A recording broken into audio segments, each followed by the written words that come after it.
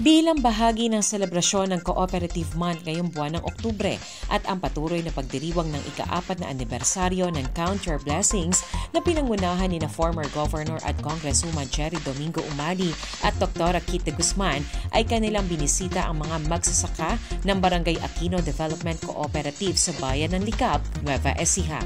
Nakiisa rin ang Nueva Ecija Provincial Manpower Training Center upang magbigay ng libreng serbisyo sa mga miyembro ng kooperatiba tulad ng haircut, manicure, pedicure at masahe. Praise God! Purihin po ang ating Panginoon. Muli, ang Count Your Blessings po ay nagpapasalamat sa buhay ng bawat miyembro ng co-op at magsasaka na narito ngayon.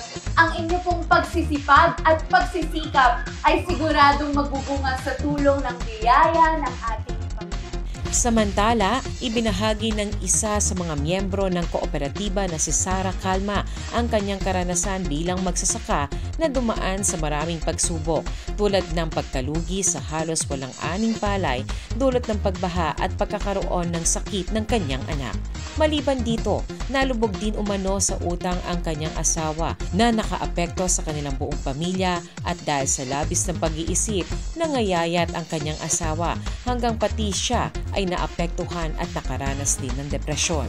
Pinaisip pa rin sa akin ng Panginoon na luwangan yung pag-iisip ko, luwangan yung pang-unawa, mag-isip ng tama. Tayo kasing mga nanay, tayo kasi lahat ang nangunguna sa bahay eh.